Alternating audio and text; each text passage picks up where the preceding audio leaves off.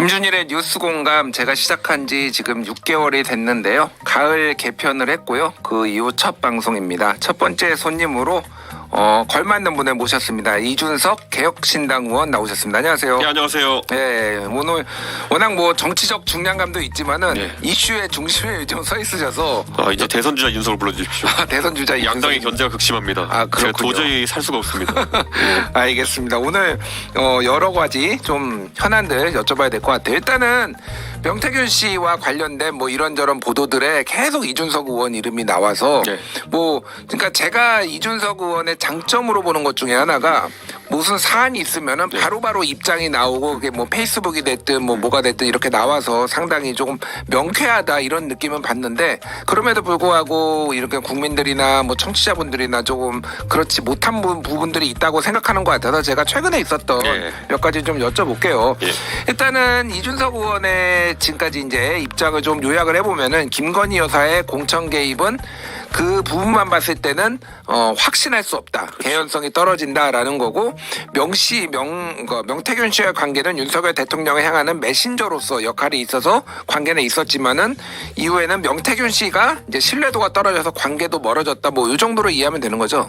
저와의 관계는 멀어진 게 아니라 이제 대통령과의 관계가 멀어진 것 같으니까 대통령과의 그 다음부터는 사실 정보의 역할은 이 명태균 사장이 하지 못한 거죠. 그렇군요. 알겠습니다. 최근에 보면은 이제 특히 뉴스토마토 이제 언론사에서 예. 이제 이준석 의원 관련해서 보도를 많이 하는데 특히 이제 가장 최근에 나온 게 10월 3일에 박형광 기자를 만나서 예. 얘기를 했던 게 그대로 이제 녹취록 형태로 이제 보도가 나왔어요. 예. 거기에서 보면은 이제 이준석 의원 관련해서 그러니까 김진태 두 가지가 있었는데 하나는 김진태 강원도지사 후보가 예. 충성맹세 이 김건희 여사한테 충성맹세를 했다라는 그런 전언을 이제 전달해 준 거. 예. 그거가 하나가 있고 하나는 권선동 의원인데 권선동 의원 거는 좀 뒤에 여쭤보고 일단은 요거에 대해서는 명태균 씨의 주장이 이제 김건희 여사가 김진태 그 당시 컷오프된 김진태 후보를 구제를 해줬고 그리고 이제 당일날 이제 경선해야 되는 당일날 이게 전화가 정진석 당시 이제 공관위원장한테 전화가 안 가서 네가 할래 내가 할래 김건희 여사가 이렇게 했다 이런 얘기를 명태균이 했다라는 거잖아요. 그렇죠. 예. 그러니까 명태균 사장이 뭐 이미 육성으로 얘기하는 것도 보신 분도 있고 할 텐데요. 그냥 이야기꾼이에요, 약간.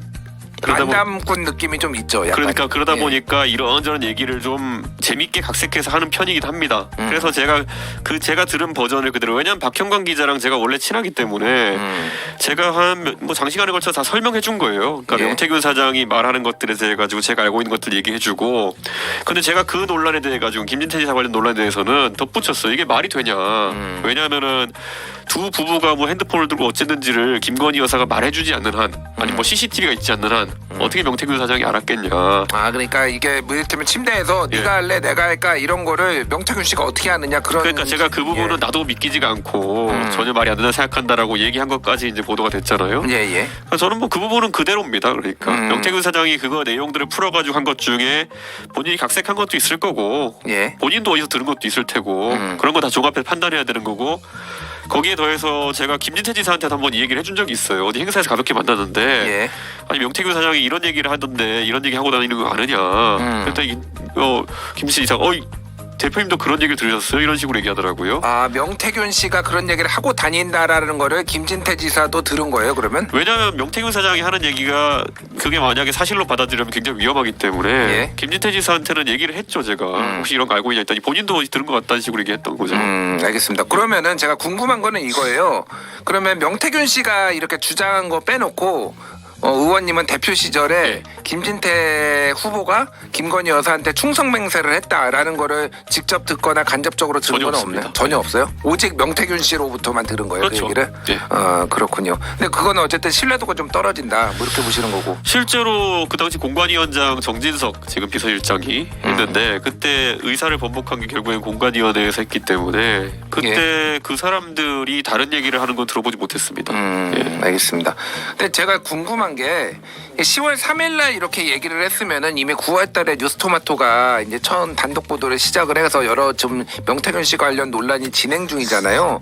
그러면은 박형광 기자를 만나서 얘기를 했던 거는 제보 차원에서 이런 거를 해준 건가요? 그러면은? 아니요, 저랑 원래 굉장히 친분 있는 기자였습니다. 그렇기 때문에 근데 기자한테 얘기를 한다라는 거는 어쨌든 이거는 뭐가 됐든 이게 기사화될 수가 있다라는 거를 어느 정도 가정을 하고 우리가 그런데 예를 들어 박형광 기자가 발췌해가지고 낸 것들만 봐도요. 그게 예를 들어 보통 인터뷰라 하면 질문에 답하면서 짧은 질문에 답하면서 제가 사실관계를 확인해 준 게 인터뷰지. 그건 제가 지금 주저리 아는 거 다 얘기해 준 거거든요. 그런 걸 인터뷰라고 하지는 않습니다. 제가 봤을 때. 그렇군요. 예. 그러니까 이게 그러면 보도되는 건 아니고 이런 거를 참고해봐라 이런 식으로 뭐 전언을 해준 건가요? 왜냐하면 뉴스토마토가 처음에 굉장히 갈피를 못 잡았던 부분이 사실 텔레그램 같은 경우에는 제가 그 첫 보도 이후에 제가 편집국장한테 말씀도 드렸어요. 뉴스토마토 편집국장한테. 예. 그게 사실 내용을 모르셔서 그렇지만 내용은 뒤에 보면은 결국엔 도와주기 어렵다는 뜻이다.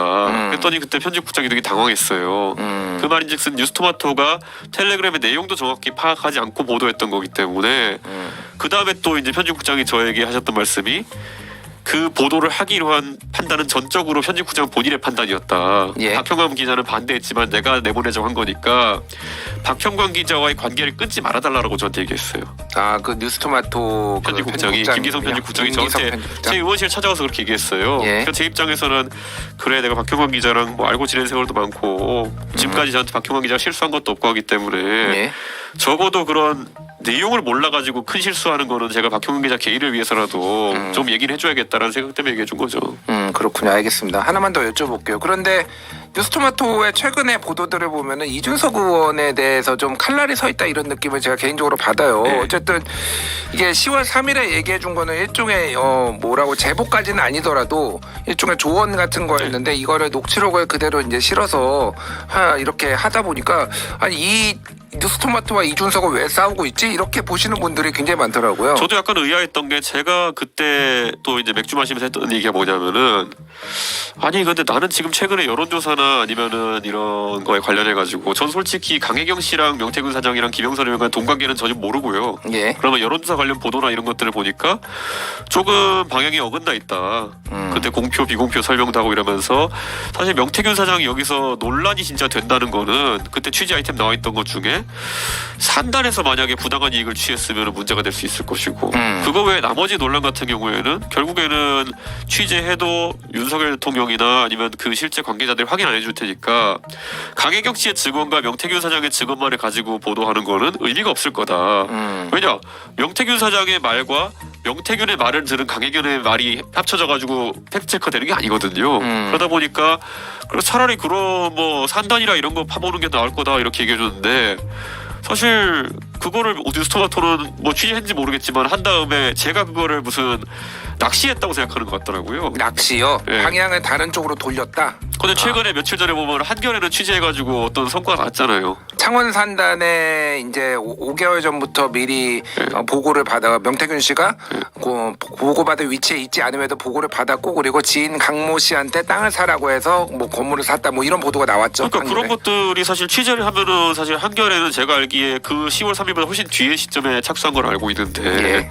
취재하면은 뭐 기사가 되는 건데 오히려 뉴스토마토는 그거를 가지고 기사를 쓰지 못하고 저한테 국감기관에 계속 뭘 자꾸 보내더라고요. 뭘 보냈나요? 그러니까 엑셀로 이렇게 막 등기부 뽑은 다음에 등기부 등본이요? 그 창원일 때. 네, 그런 다음에 저한테 혹시 그 몇십 명 몇백 명 될 거 아니에요. 그 거기 등기부 예. 보면은 거기서 저한테 혹시 아는 이름 있냐고 계속 물어보더라고요.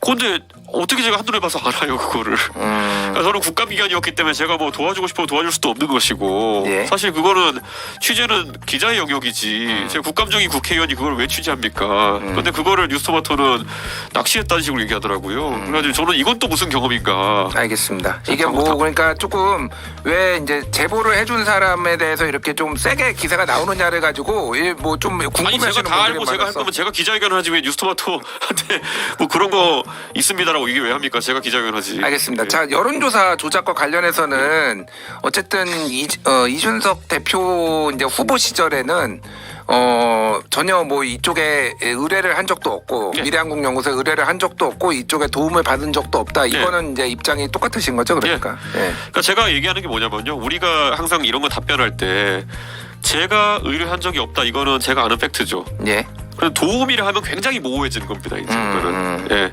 저는 당연히 의뢰한 적도 없고 그렇기 때문에 저는 여기서 도움 받을 생각이 없는데 결과적으로 무슨 뭐 결과가 잘 나와가지고 네가 도움 받은 거 아니냐 이래버리면은 네. 제가 뭐라고 답합니까 그런 거를. 그런데 실제로 그렇지도 않았고요. 왜냐하면 네. 그때 나왔던 다른 조사들과 튀는 결과가 없었어요. 그러니까 다 일치하는 결과들이었습니다. 알겠습니다. 다른 곳에 의뢰한 조사들과. 자, 오늘 보도 하나만 여쭤볼게요. 자, 이제 미래한국연구소의 미공표 자체 여론조사 보고서가 윤석열 당시 후보 캠프에 들어간 정황이 있다라는 거고 신용환 전 서원대학교 석좌 교수가 대선 당일이었던 재작년 3월 9일, 2022년 3월 9일에 미국 미래한국연구소의 미공표 여론조사 보고서를 캠프에서 전달받았다 하면서 파일까지 공개를 했거든요. 그래서 이걸 뭐 회의까지 했다라고 이제 주장을 하고 있어요. 그때 정책지원실장이었나 뭐 이런 위치에 있었던 걸로 이제 알려졌는데 이거는 좀 어떻게 봐야 되나요? 3월 9일에 왜 회의를 할까요? 그 3월 9일에 그 파일이 저장된 시간을 오후 3시로 하고 있던데 예. 그럼 투표가 6시까지인가 그렇지 않나요? 그걸 왜 그때 그럼 회의를 할까요? 3시에?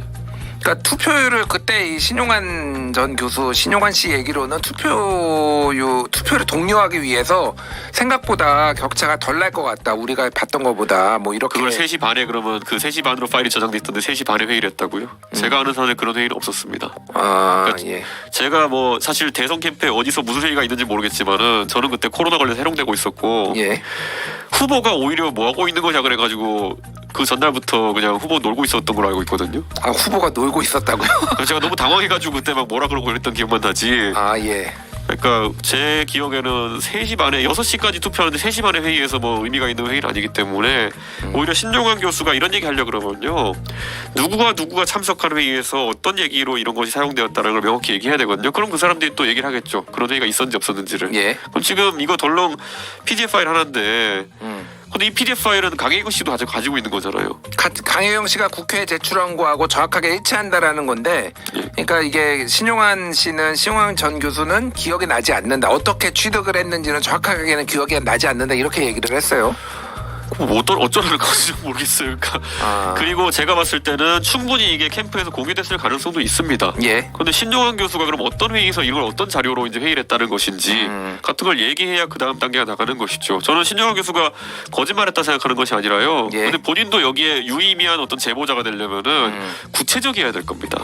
그런데 이제 이거의 문제점은 뭐냐면은 미공표 여론조사는 그 조사를 한 당사자, 그러니까 미래한국연구소는 볼 수가 있지만은 다른 사람이 보면은, 그러니까 제공을 하면 이게 불법이잖아요. 어쨌든 윤석열 후보가 이거를 가지고 회의를 했든 하지 않았든 이거를 캠프 내에서 돌려서 이거를 제공은 봤다라는 불법이 아닙니다. 공표가 불법입니다. 공표가 불법이라고요? 공표라 하면 선거에 영향을 미치는 행위를 공표로 하거든요. 예. 그러면은 이 근거를 바탕으로 해가지고 어떤 사람이 나가가지고 야 우리가 내부 조사해봤더니만 이긴다. 그걸 라디오에서 떠들면은 공표가 됩니다. 근데 요거는 좀 해석의 차이가 있는 게 여러 가지 이거를 주기적으로 정기적으로 했을 때는 미공표 여론조사를 자체 조사한 거를 주기적으로 특정 캠프 측에 줬을 때는 이거는 정치자금법 위반 소지가 있다라는 게 또 이제 해석들이 있거든요. 그럴 수도 있죠. 그래서, 예, 그러니까 제가 아까 말씀 돈에 관한 건 전 잘 모르고요. 예, 근데 제가 여의도 연구소를 사실상 당 대표로 그때 총괄하면서 여론조사는 되고 안 되고가 뭐가 뭔지를 제가 이골라게 들었기 때문에 이거는 예를 들어 여의도 연구원 조사 같은 경우도요 미공표잖아요. 예.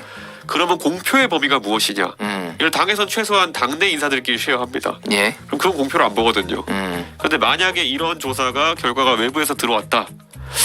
글쎄요. 그럼 이게 공표인가? 저는 아닐 거라 보거든요. 네, 왜냐하면 이런 게 있어요. 선거 때 보면은 언론사 같은 데서 한 여론조사들이 표가 흘러나오는 경우가 있습니다. 예. 그런데 그게 캠프 내에서 막 이제 활용되고 이래요. 근데 그걸 공표로 보진 않습니다. 알겠습니다. 뭐 그거는 또 이제 해석의 여지와 이제 뭐 관계기관의 유권 해석을 해석보다는 지금까지 처벌 사례도 없고 지금까지 수사 사례도 없습니다. 이 건에 대해 가지고는 그런 식의 그 대중에 나가지 않은 것에 대해서 공표로 조사하는 경우. 아니, 뭐 맞죠. 근데 이제 이렇게 명태균 씨처럼 논란이 된 적도 없으니 예. 또 이제 그거는 추후에 봐야 될 것 같고 어쨌든 그런데 그 윤석열 대통령 용산에서는 대선 경선, 당내 경선을 얘기하는 거죠. 그 4명 4인 경선 할 때까지만 명태균 씨와 연락을 했고 그 이후에는 관계가 없었다, 연락을 끊었다라고 하는데 이거는 민주당에서는 그 이후에도 지금 계속 연락한 거 아니냐 이렇게 지금 주장을 하고 있거든요. 그러니까요. 4인 경선 이후에 지금 이 일양국 연구소에 미공표 조사가 있었던 것이고 예. 이거를 지금 사실 캠프에서 신종환 교수가 봤다고 한다면은 전달은 된 거 아닙니까? 예. 1 그거고 2는 뭐냐면은 대통령과의 관계가 어떤지는 잘 모르지만 김건희 여사와는 2022년 10월 달에 그 캄보디아 출장 관련해 가지고 주고받은 내용들이 이제 나오고 있지 않습니까? 예. 그래가지고 저는 그런 것 때문에 대통령의 그런 해명은 저는 거짓이다라고 봅니다. 아, 대통령의 해명은 거짓이다. 그렇죠. 지금 국민들한테 나는 연락 안 했는데 우리 그 영부인이 연락했어라고 하면은 그게 말장난이지. 그게 지금 그게 제대로 된 답변입니까? 예, 알겠습니다. 자, 뭐 명태균 씨 얘기만 할 수는 없으니까 예. 뭐 다른 사안 좀 여쭤볼게요. 국정감사 얘기 좀 해보겠습니다. 가장 뜨거웠던 이제 과방위에 있었고 최근에 가장 최근 현안으로는 KBS 사장 후보로 박장범 앵커, 뭐 소위 말하는 조그만 파우치로 이제 유명한 분인데 이분이 결정이 됐어요.